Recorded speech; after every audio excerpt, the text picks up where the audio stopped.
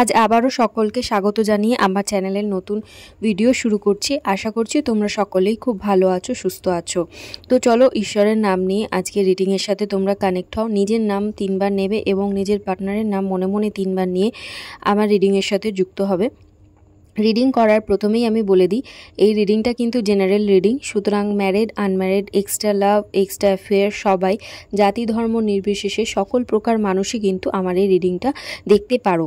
একই দিনে একই সাথে সবার সাথে রেজনেট করে না, তবে যেদিন যার সাথে রেজনেট করবে সে কিন্তু একটা থ্যাংক ইউ ইউনিভার্সকে নিশ্চয়ই বলবে, ঈশ্বরকে একটা ধন্যবাদ নিশ্চয়ই জানাবে। তো চলো দেখে নেওয়া যাক যে আজকে বর্তমান তোমার এবং তোমার পার্টনারের কী পরিস্থিতি, কী চলছে তাদের মনে বা তোমার মনে।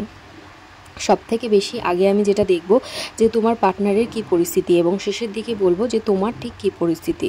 তোমার পার্টনারের আমি যেটা দেখতে পাচ্ছি সেটা হলো সে কিন্তু বেশ কী বলবো রাজকীয় একটা স্বভাবের, এবং সে মোটেই তোমার সাথে কোনো রকম চিটিং সে করছে না। সে মন থেকে তোমাকে ভালোবাসে এবং তোমাকে কিন্তু বাচ্চার মতো ট্রিট করে। তার চোখে কিন্তু তুমি একজন শিশুসুলভ কেউ। আমি বলছি না যে সে তোমার সাথে সারাক্ষণ একদম বাচ্চার মতন মেশে, সেটা নয়, কিন্তু আমার মনে হয় তোমার পার্টনার তোমার সাথে মায়ের মতো বা বাবার মতন বিহেভ করে, তোমাকে তার শিশুর মতন দেখে। মানে অনেক সময় হয় না পার্টনারেরা অনেক বেশি শাসন করে, সেটাকে কিন্তু তোমরা খারাপ চোখে নিও না।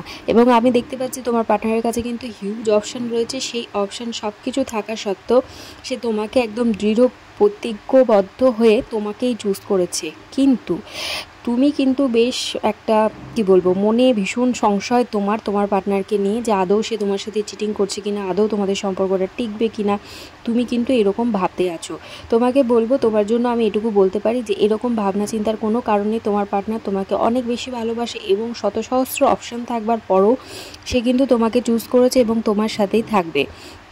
তোমার পার্টনারের বৈশিষ্ট্য যদি আমি বলি তাহলে আমি বলতে পারি যে সে চারিত্রিক দিক থেকে কিন্তু তোমার সাথে গার্জিয়ানের মতন বিহেভ করে, মানে শাসন করে একটু বা একটু আগলে রাখতে চায় এরকম ভাবে বলে তুমি হয়তো ভাবো যে তোমাদের মধ্যে ঝগড়াঝাটি হয়ে যায় সেই কারণে। তো তুমি হয়তো ভাবতে পারো যে আমার পার্টনার বোধহয় আমাকে ছেড়ে অন্য কাউকে ভালোবাসে, সেই জন্য আমার সাথে এত ঝগড়া করে, বা আমাকে অনেক সময় হয় না এটা করবে না সেটা করবে না এরকম বারণ করে।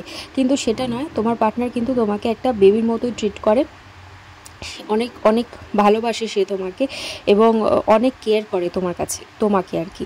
তোমাদের ভালোবাসার মধ্যে একটা সুসম্পর্ক বা সুসময় আসতে চলেছে। যাই ঝগড়াঝাটি থাক না কেন সেটাকে কিন্তু তোমরা মিটিয়ে নাও, এবং তোমার মনে যাবতীয় কিছু পার্টনারকে নিয়ে সংশয় রয়েছে সেটাও তুমি মিটিয়ে নাও। এরকমভাবে নিজের পার্টনারকে সন্দেহ করতে থাকলে কিন্তু তোমাদের ভালোবাসার মধ্যে যে ভালো সময়টা, ডিভাইন টাইমটা আসতে চায় সেটা কিন্তু আসতে পারছে না। তবে আমি যেটা দেখছি যে তোমাকে বা তোমার মনে এরকমভাবে একটা সন্দেহ থাকার কারণ কিন্তু তোমার মধ্যেও একটা নেগেটিভিটি কাজ করছে, যে নেগেটিভিটিটার জন্য কিন্তু তোমাদের ভালোবাসার সম্পর্কের মধ্যে এত দূরত্ব তৈরি হচ্ছে। তোমাদের মধ্যে প্রায়শই একটা ঝগড়াঝাটি লেগেই থাকছে, যা করে কিন্তু তোমার পার্টনারের খুব মন খারাপ হচ্ছে, সাথে তোমারও হচ্ছে, না হলে তুমি এই রিডিংটা দেখতে আসতে না।